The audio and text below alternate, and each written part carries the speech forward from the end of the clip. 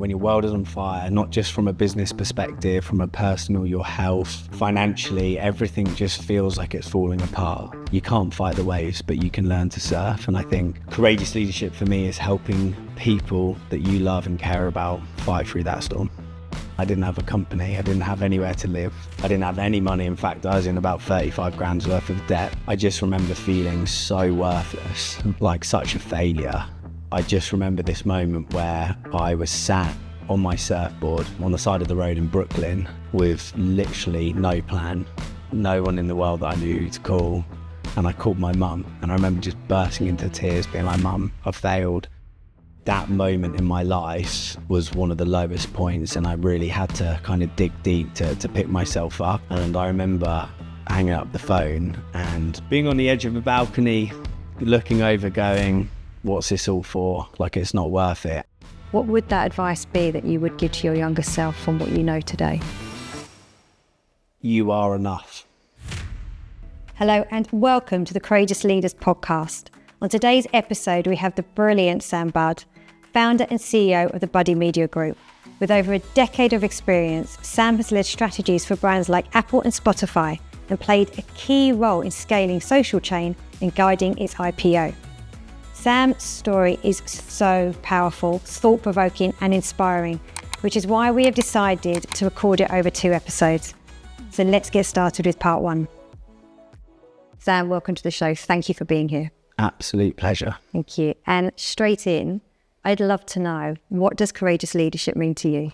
Courageous leadership is a really interesting question. I know there's so many different types of courageous leadership. I suppose the ones, or the thing that really kind of sits with me is when your world is on fire, right? As an entrepreneur, as anyone, you know, when your world is on fire, not just from a business perspective, from a personal, your health, financially, everything just feels like it's falling apart. You have a decision to make. It's, do you allow that to consume you and percolate and infect the people around you? Or do you lean in and you drive forward and you actually help people fight through? And my mum sends me a quote every single year on a card, a picture of someone surfing, and it's from John Kabat-Zinn. And it's, you can't fight the waves, but you can learn to surf. And I think courageous leadership for me is helping people that you love and care about fight through that storm. That's beautiful. What a wonderful mum. She's a good one. So every year it's the same message? Yeah, every single year. Yeah, she loves it. Has that message landed for you? Now you get it every year. There is a period in my life, which, you know, we'll go on to talk about, where the victim card or the kind of frustrations of life consumes me. And I think having people around you to uplift you, constantly remind you about looking forward and being positive, those kind of messages and the support around you have just helped me reshape the way that I look at things. And I think from that I've achieved success, not just from a, you know, business perspective, but from a friendship and a personal perspective as well. And I'd love to know, you know, talking about like riding these waves, what's been one of those waves that you've needed to ride in your life and come back from? You know, my days at Social Chain were absolutely incredible. You know, you got to think, when I started at Social Chain, it was just Steve and Dom. They were on a laptop in Thailand, and I was working at Seed Marketing. We briefed them in for, you know, about £10,000 for a Spotify activation, and they ended up driving, you know, several thousand downloads and making it go viral. And it's an incredible journey. But as we progressed and as we grew that business, scaled it, I think from 28 people when I finally joined to 200 people, it changed. And George Koffler and the wider investment that came in, we started to lose the essence of what we believe Social Chain was. And I think from my own childhood trauma, my ADHD, my maverick kind of disruptive nature of who I am, I definitely challenged the status quo within that. And I believe my loyalty is one of my strongest strengths, and my commitment to Social Chain at that time was, you know, family level. You know, I would die, and I did, you know, live and breathe that company. And I suppose the biggest challenge that rocked me was, you know, one day I was in New York, I was living out there running running that company whilst also trying to red light across to Germany and the UK. And I got called up for a meeting with Google, I thought it was Google, and Steve and Don were there, Google weren't, and I was exited.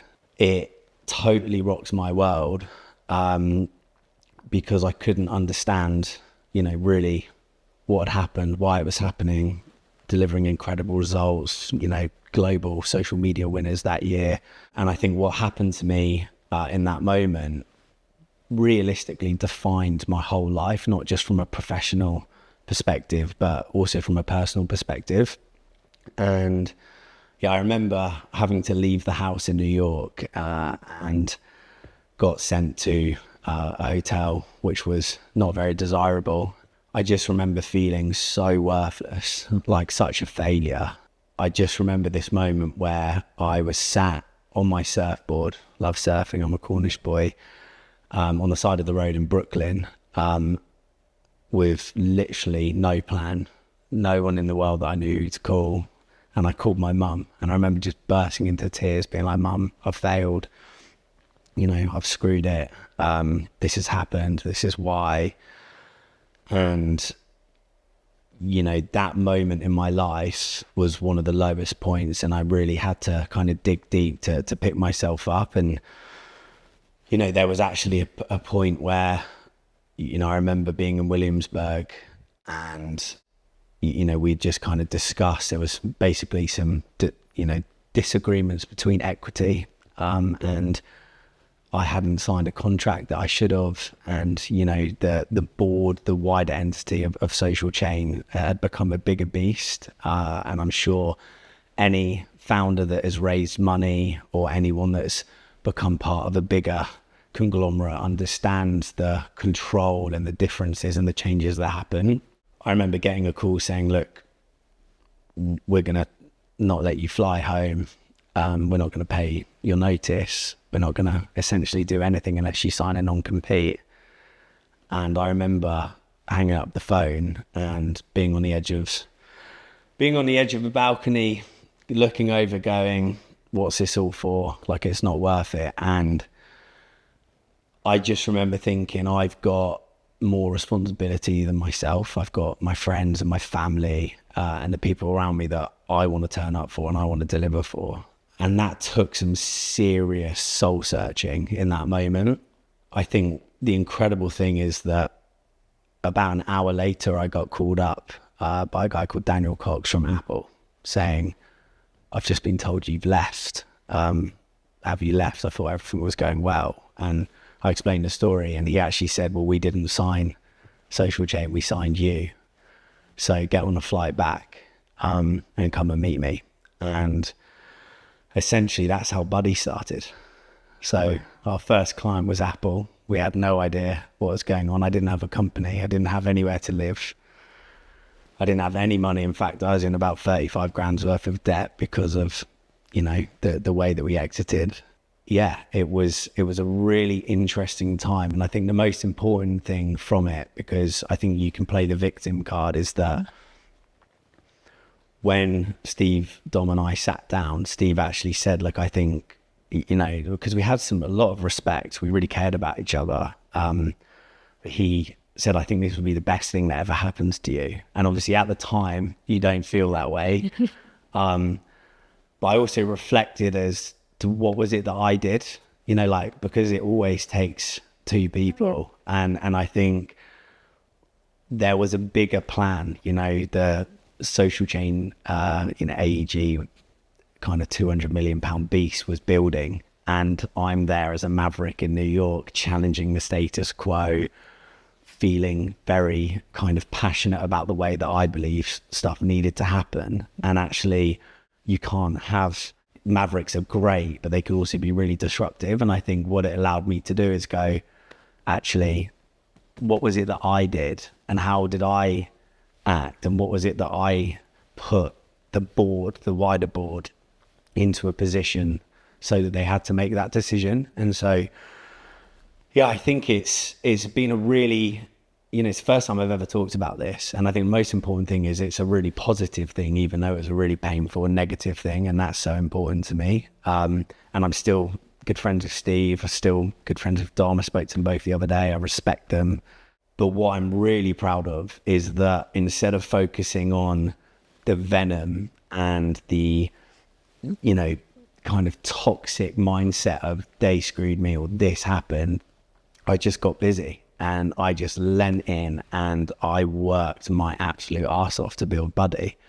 And now, 4 or 5 years later, last week we won the UK Social Media Awards. We're a multi-million-pound business, but more importantly, we've got incredible team members with incredible culture. And I don't think I would have had that if I hadn't have learned or had that moment. Thank you, firstly, for sharing that story with us. I can just see, just even how you talk about it, how much that, impacted your life and what it means to you, what you went through.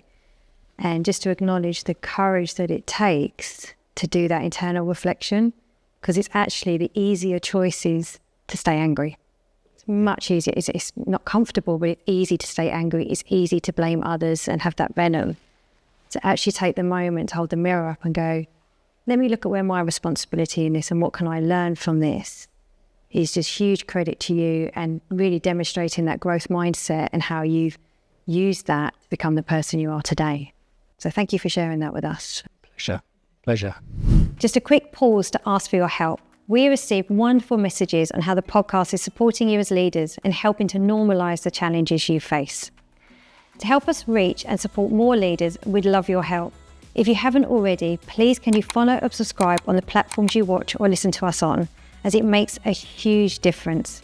Thank you so much. And now let's get back to the episode.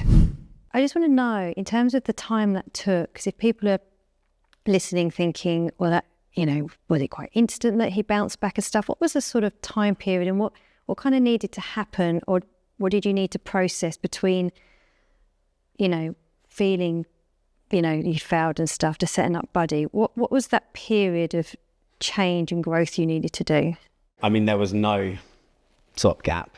It was a whirlwind. I literally flew immediately. A friend of mine, Nicholas Crompton, Team 10, Jake Paul, and all those guys called me up. I went straight over to LA, did some work with them while starting to plan out the Apple campaign, because it wasn't happening.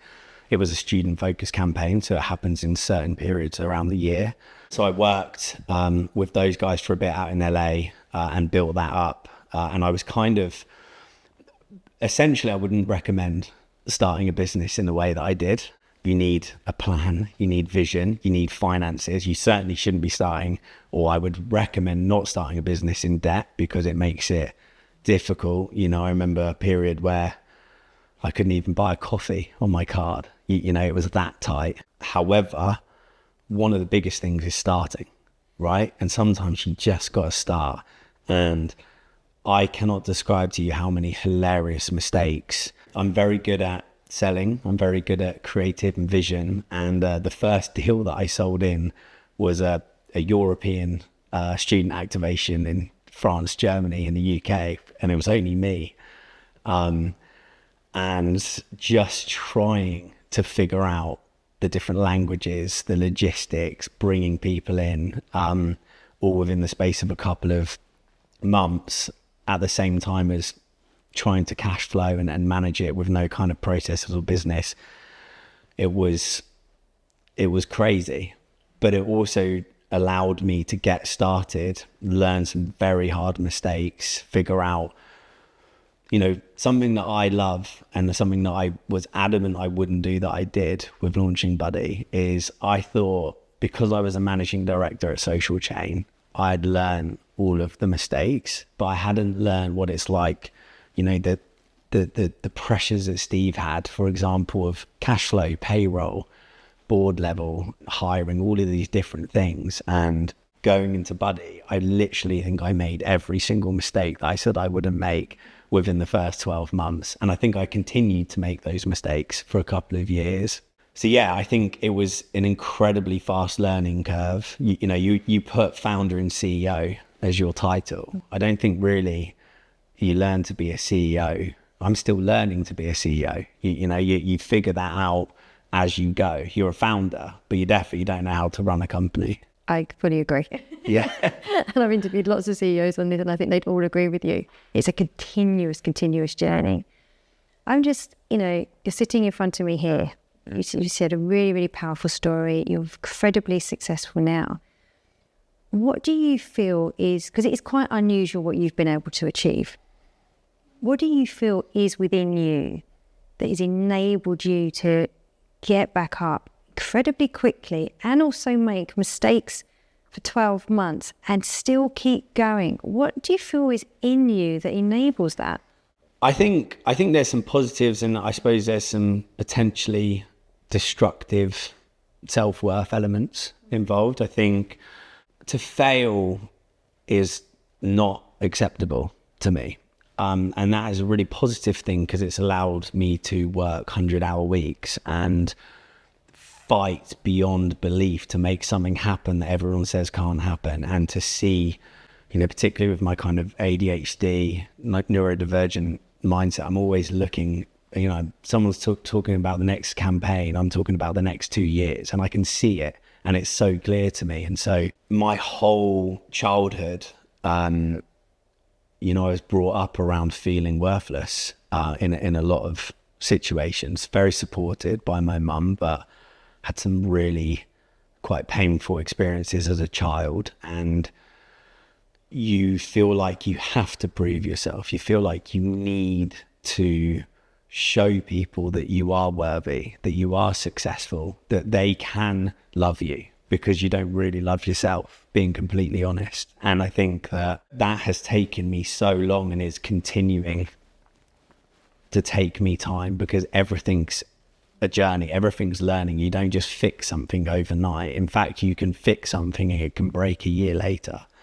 But I think just dealing with the childhood, traumatic experiences that I had, whilst it, screwed me up in so many ways, it kind of built this like inner fire of just sheer resilience and tenacity and drive. And I think that, anyone that you spoke to that knows me will know I'm relentless. And again, that's really positive.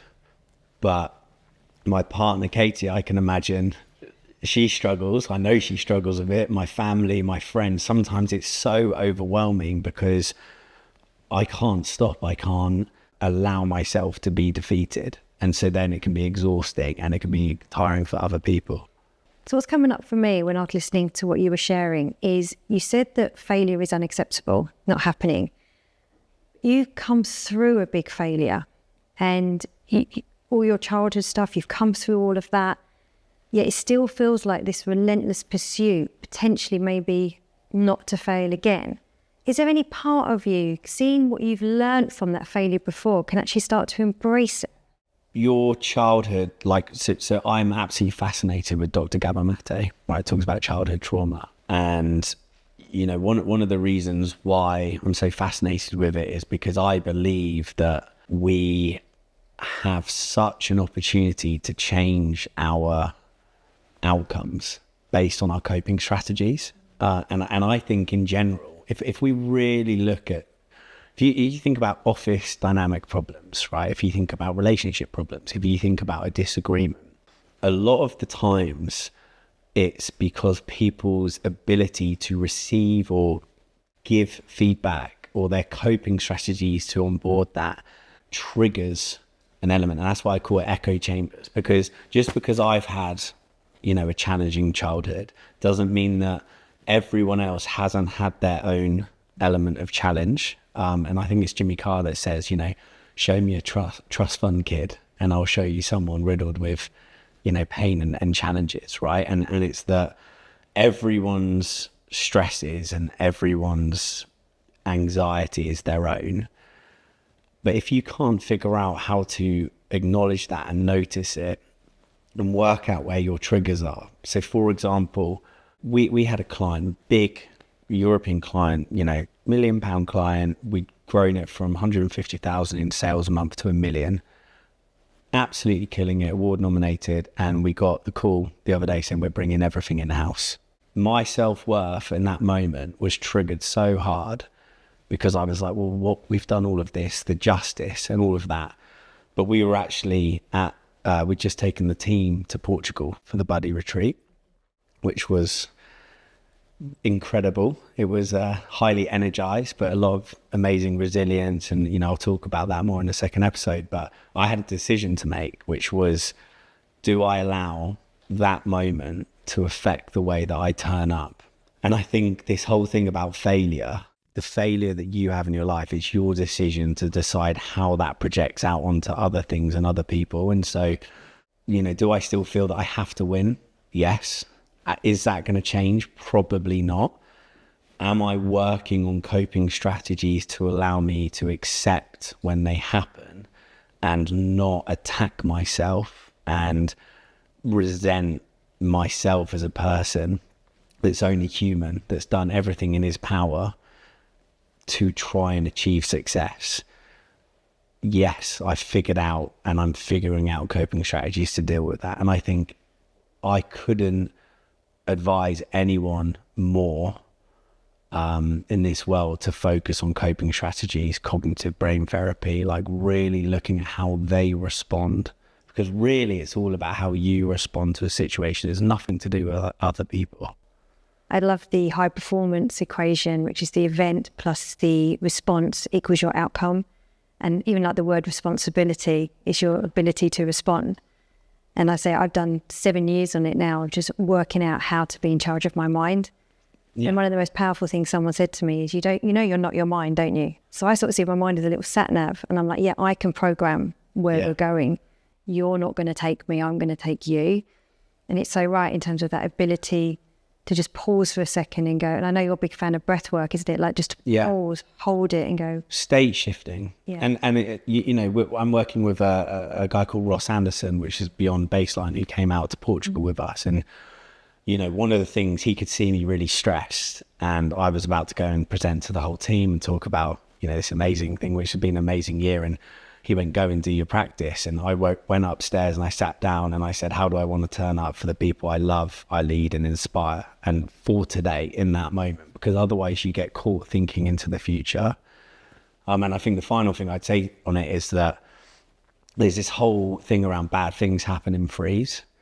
But actually one bad thing happens. The other two are defined by how you react to that one bad thing. And so I could have allowed that moment to ruin my delivery to 20 people out in Portugal for an incredible moment, which could have impacted other clients, you know, and it's a knock-on impact. And that's a big thing that we're trying to focus on at Buddy at the moment, is like, actually, how are we as individuals coping with stress, dealing with challenging moments? Because that's actually what's important, is like the individual. And the idea is that, you know, when the tide comes in, all ships rise. And so hopefully it's going to work. It feels like it's working. And that's the thing with your, you know, you're wanting to win and grow.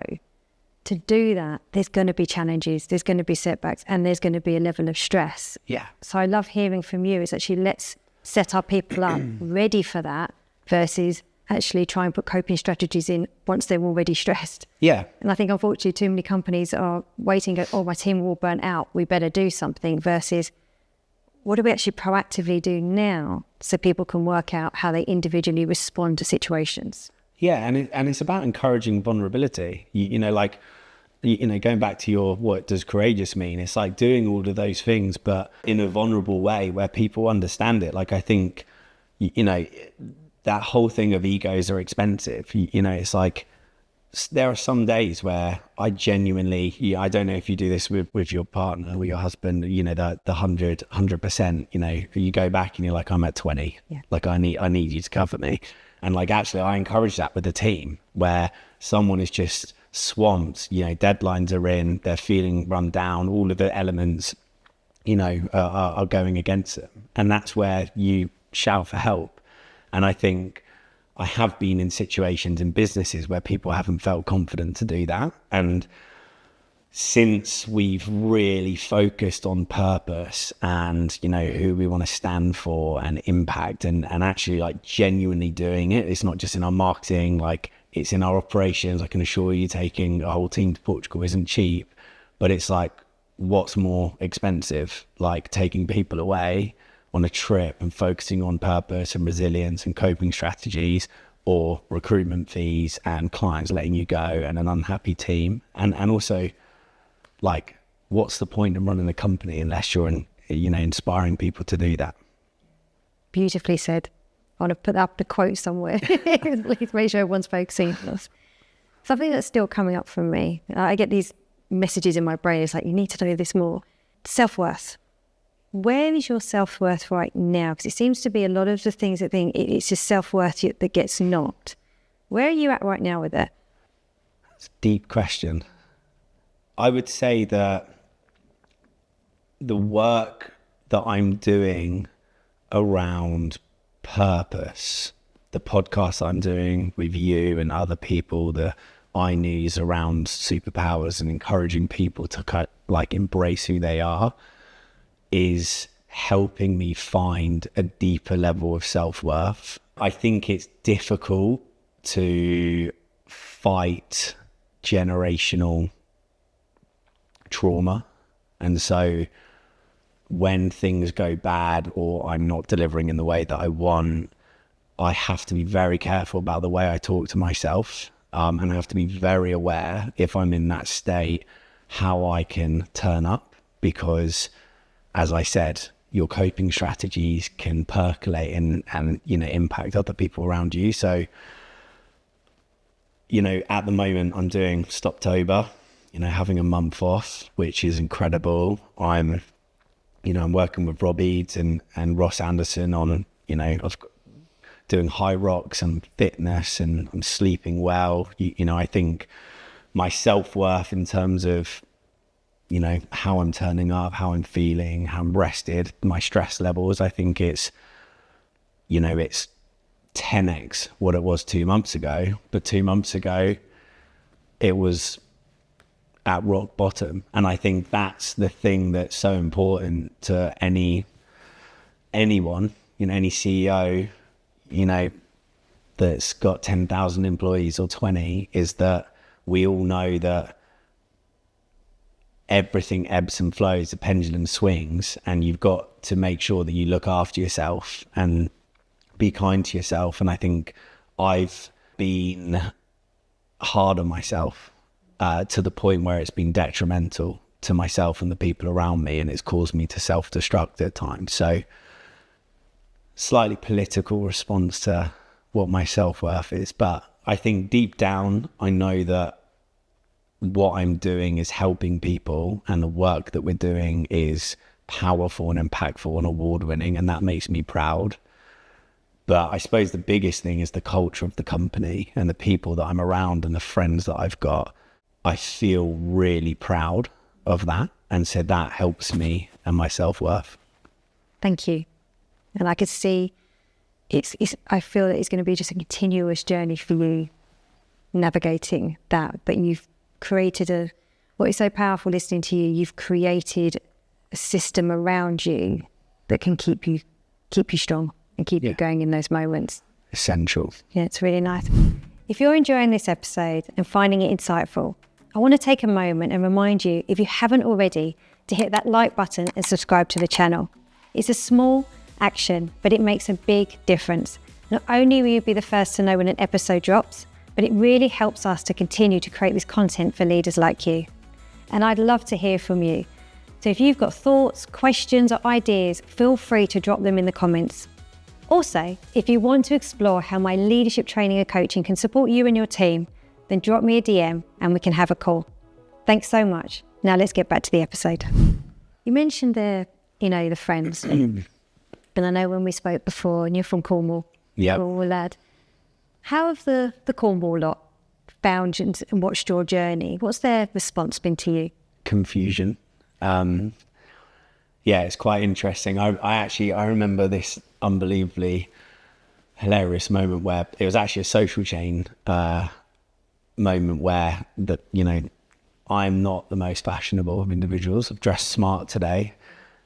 Kate tried to put me in a cool t-shirt, but I wanted to stick to this. But I'm kind of known for my interesting fashion sense. And I remember the Steve and Alex and the boys took me out and dressed me up in all these like designer, had zips everywhere. And I went down to Cornwall with these ridiculous shades on and these zips, and all the Cornish boys were filling up my pockets with coins for pints at the pub. And they just don't care, because what they care about is who you are, your values. And I think what's amazing, and I actually had it this summer, where one of my really good friends, Josh, saw me, and I hadn't slept, was going through, like, trying to go through this contract, and I just lost sight of life. And I went down to Cornwall, hadn't been surfing. I'd been back up to London twice in 2 weeks, up and down.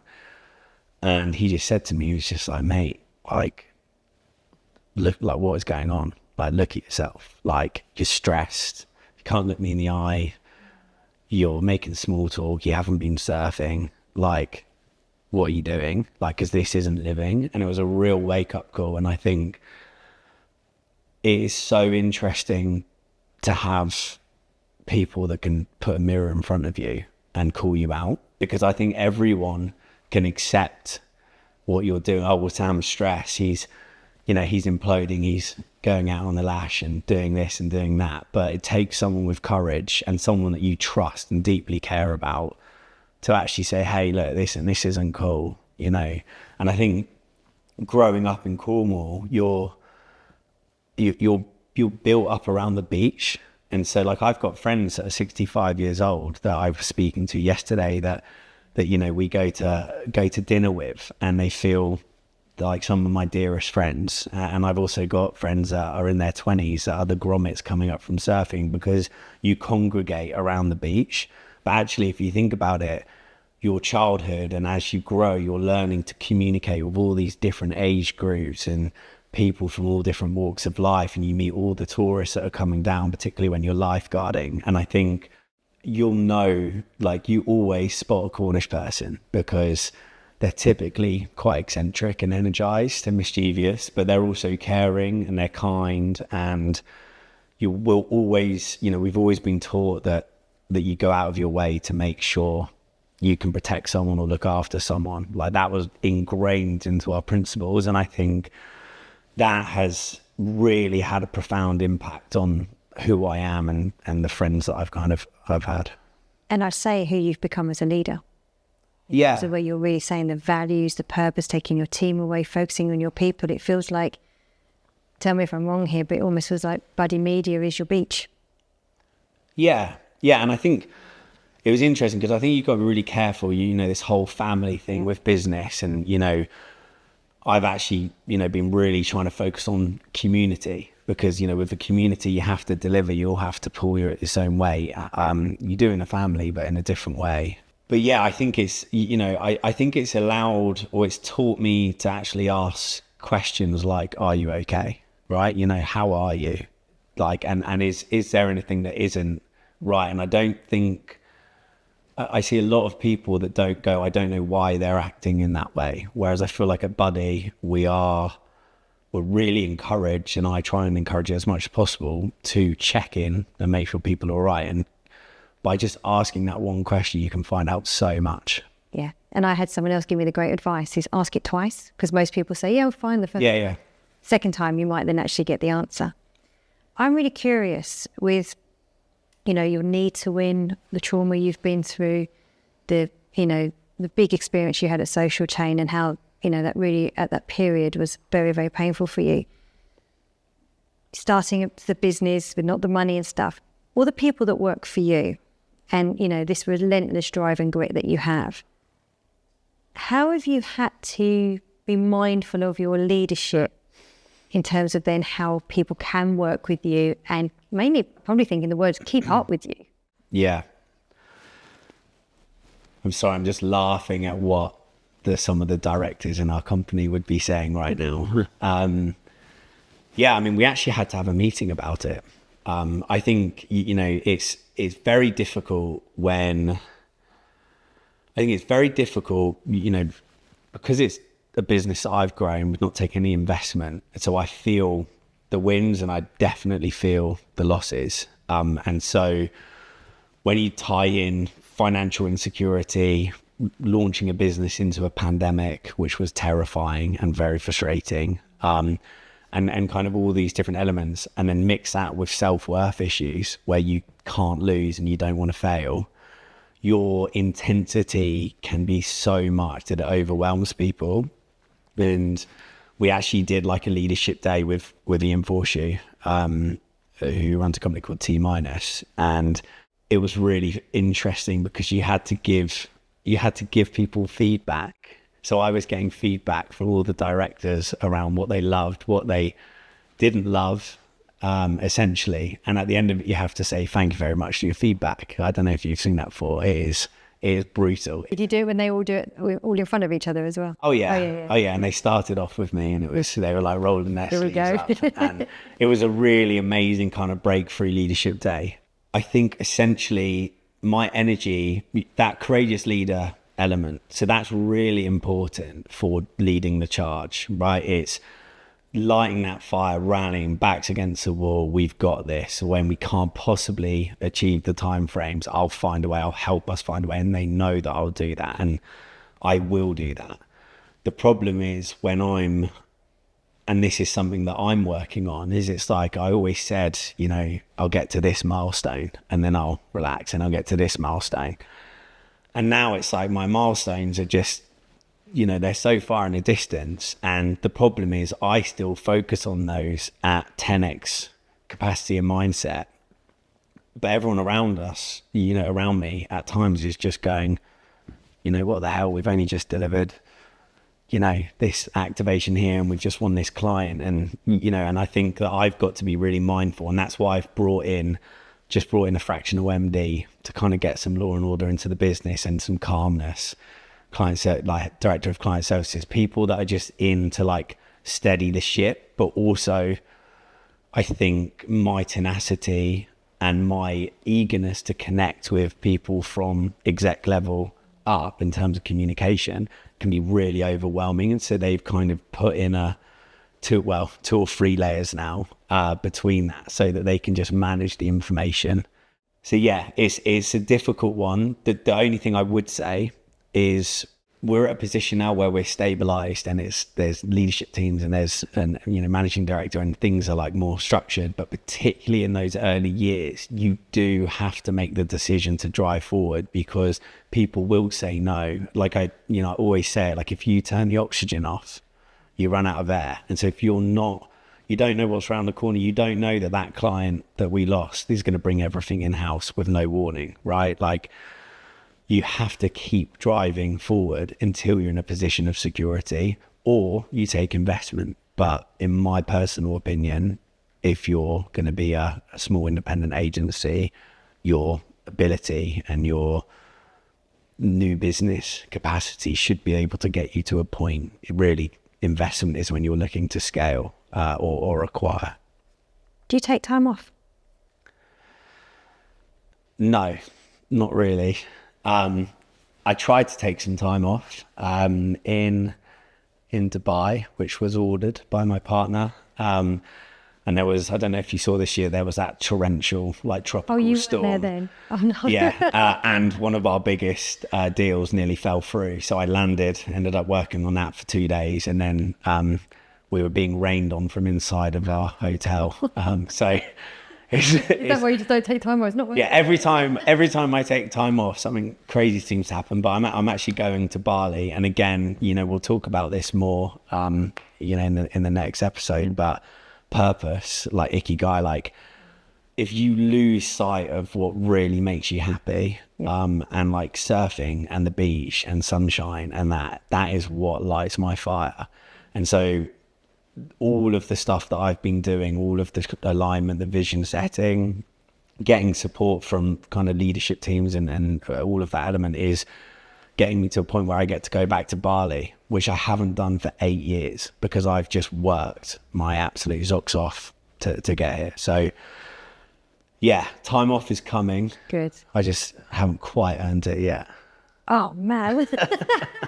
I can see where the relentlessness comes from. I'd say for me, so much is the holidays or the time out is what helps me come back with fresh ideas and stuff. So it's just so interesting the different way people operate and people work. I hope you enjoy Bali. I think definitely get there.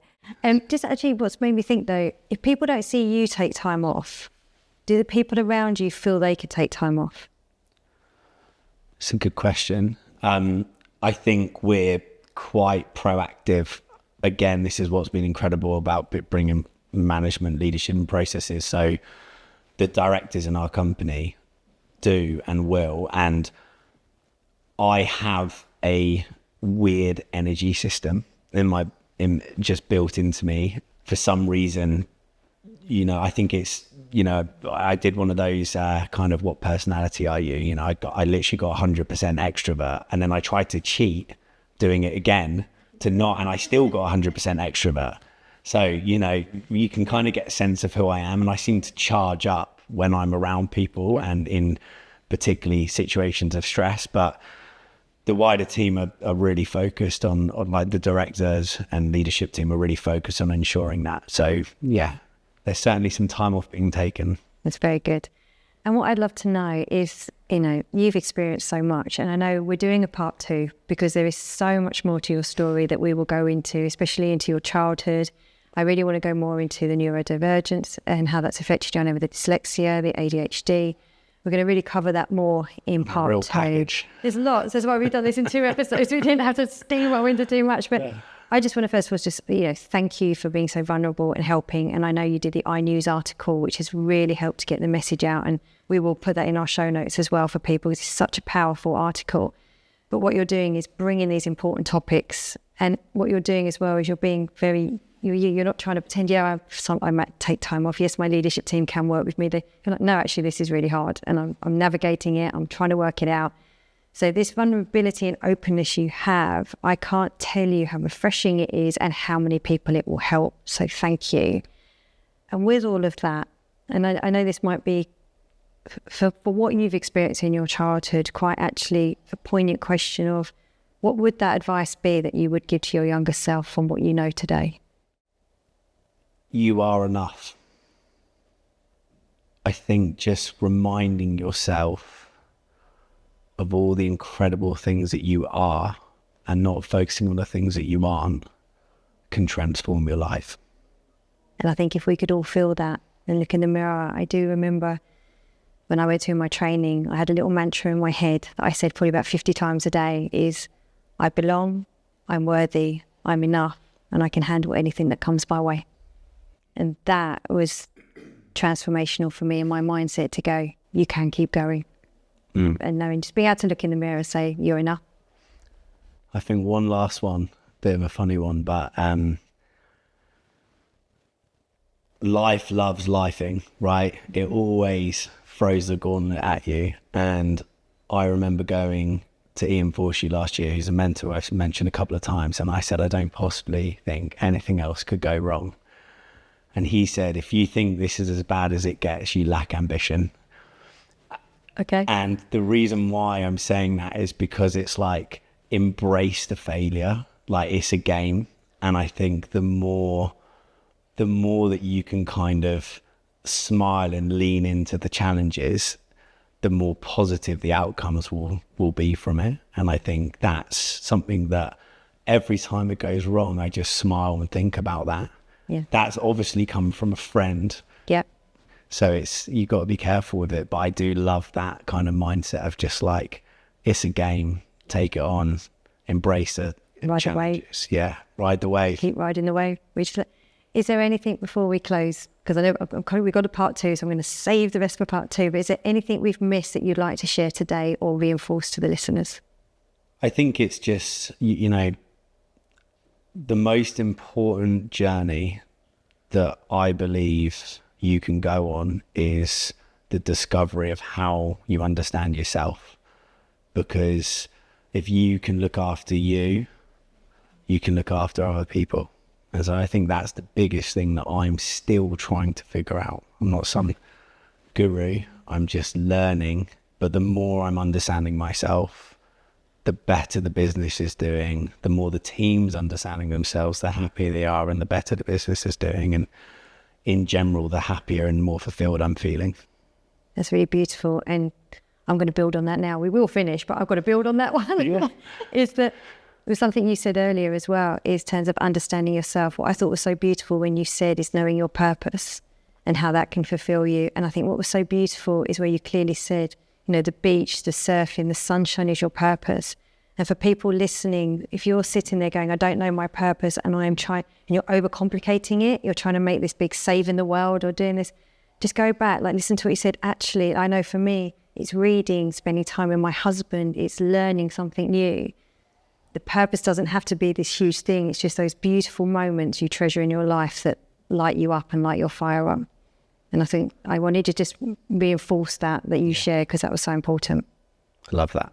Thank you so, so much. It's been an absolute pleasure, and I can't wait till December when you're back. And thank you for everyone listening, and we'll see you next week. Take care.